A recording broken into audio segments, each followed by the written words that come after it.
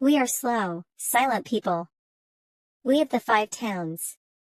Perhaps it is because we make pottery, which is slow, silent work. There are many stories about us, and how slow and silent we are. These stories often surprise the rest of the world very much. But we just laugh at them. Here is an example. Toby Hall was born in Tenhill, the smallest of the 5 towns. Last New Year's Eve, he was traveling by train from Crewe to Derby, which was now his hometown. He got out of the train at Knype, in the center of the 5 towns, for a quick drink. The station was busy, and he had to wait for his drink. When he returned to the train, it was already moving. Toby was not a young man. He couldn't jump on the train, so he missed it. He went to speak to the man in the station office.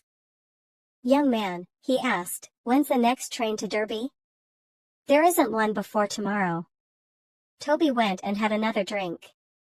"I'll go to Tenhill," he said to himself slowly, and he paid for his drink. This was his first visit to the 5 towns for 23 years.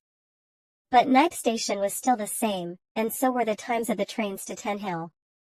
The train was the same too. In 20 minutes, he was leaving Tenhill Station and walking into the town. He walked past a number of fine new buildings in the town center.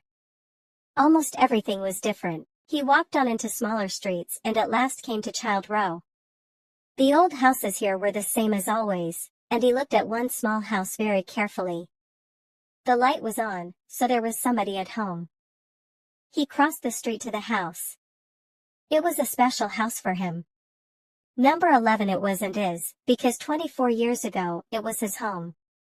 24 years ago, Toby Hall married Miss Priscilla Bratt, a quiet woman of 23. The house belonged to her.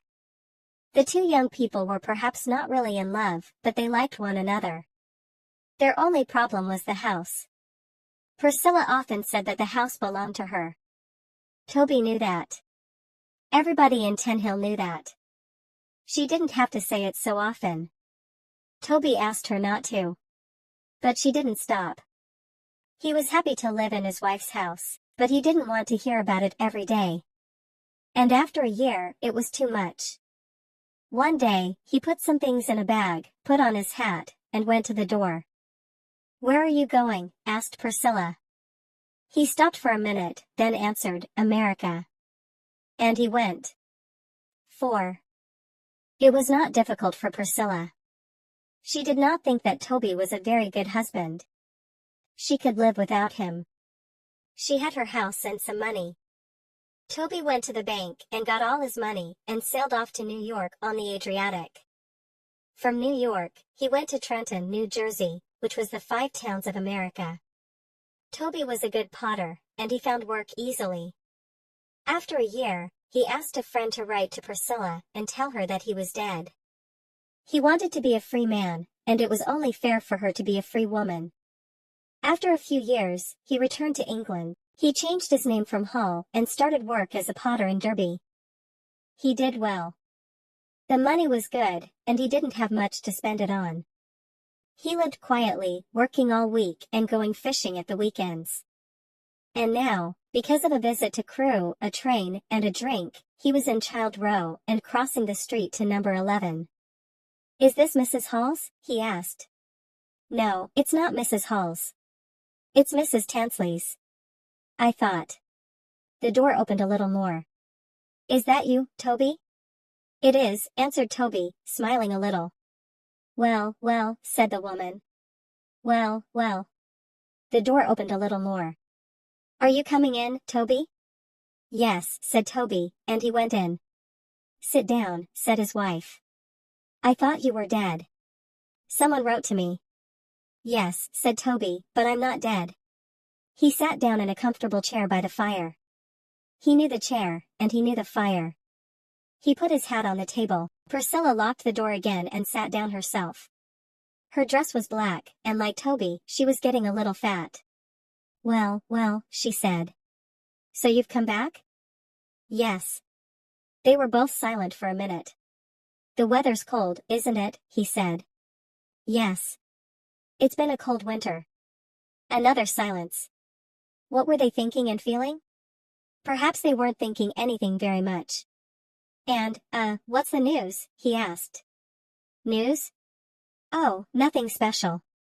There was a picture above the fire. It was a picture of Priscilla when she was young. It surprised Toby.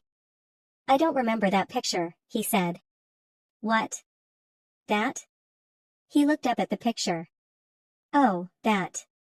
That's my daughter. Now Toby was surprised.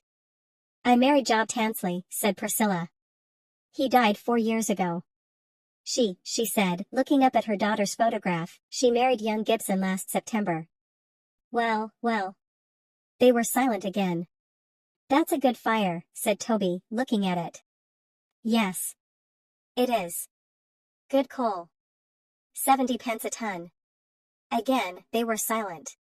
Is Ned Walklate still at the pub? Toby asked. I think so, said Priscilla. I think I'll go around and have a drink, said Toby, standing up. He was unlocking the door when Priscilla said, You've forgotten your hat, Toby. No, he answered, I haven't forgotten it. I'm coming back. They looked at one another, speaking without words. That'll be all right, she said. Well. Yes. And he walked round to the pub.